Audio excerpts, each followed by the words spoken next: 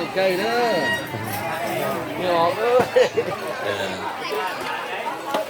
ออกขึ้นมาแต่ทางอื่น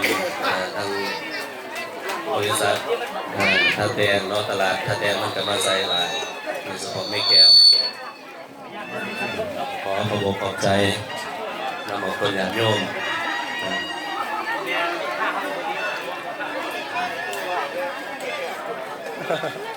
ไม่พูดเนาะแล้วก็ใช้อ้าวที่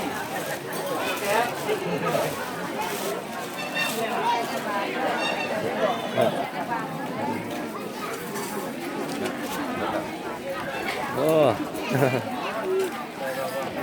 นะครับพ่อจะเด้อจะไม่กินข้าวพุดนะเด้อจะได้ไม่อยู่อยู่นี่แล้วบ่หรือยัง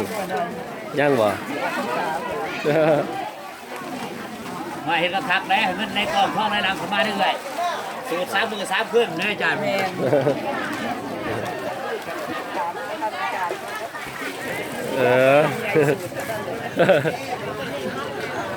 ทำอาจารย์ใหญ่หมดแล้ว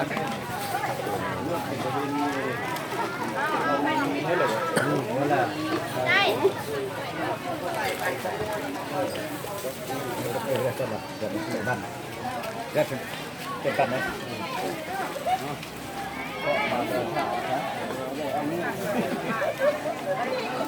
เอ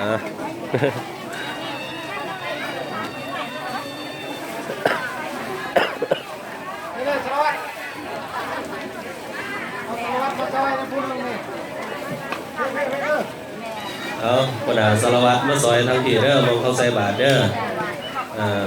โมเมนต์สารวัตรกับซอยได้เอาไว้รุ่นเอามาซอยกันทางตัวกันบ่ไว้แล้วบ่สั่นเอาของ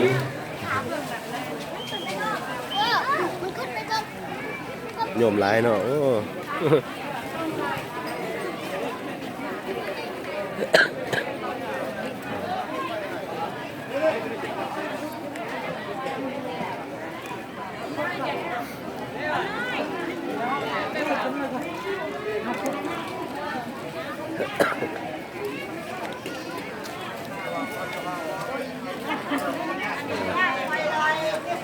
เอา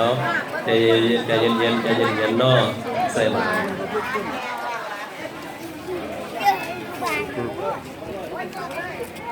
โอ้โอ้นั่งนอกบ่นี่โอ้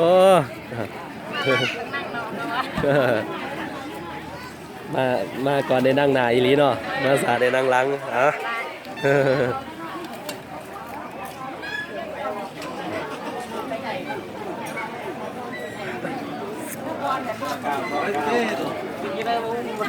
พวกไอ้พวกเลยพวกไอ้ไม่น่าเที่ยวอ่ะ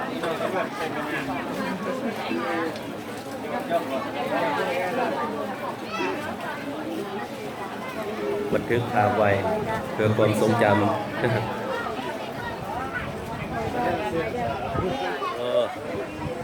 ว่าพออยู่ที่แท้เนาะตากแดดเนาะโอ้ยใจเย็นก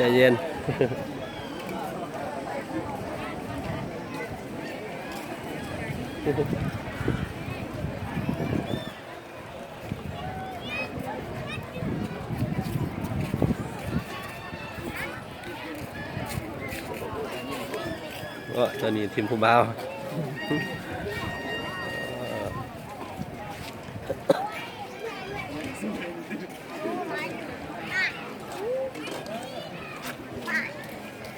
เก่ง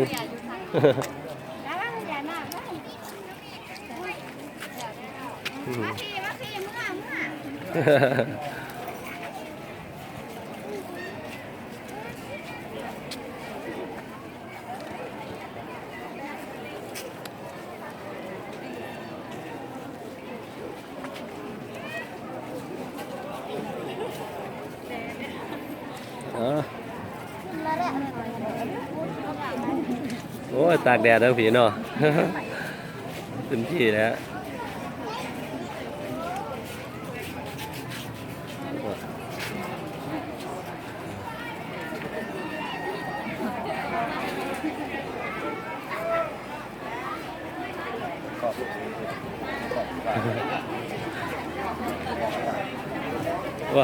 เบิดไปใส่บัตรเดียวไป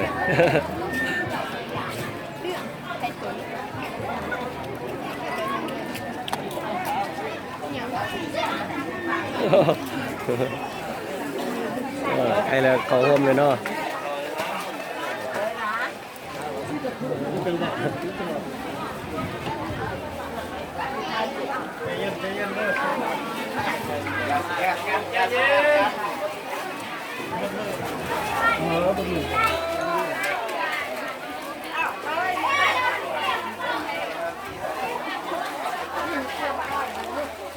โอ้หนึ่งลายเนาะ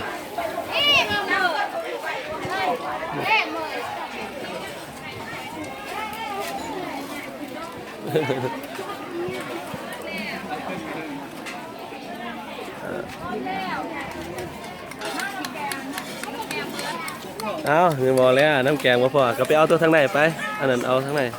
นี่นี่พ่นหน่อย เดี๋ยวไปเอาน้ำแกงทางไหน นี่ ข้าวปุ้นนะ4 กิโลนะตื้อได้เหรอ น้ำมันก็ลูก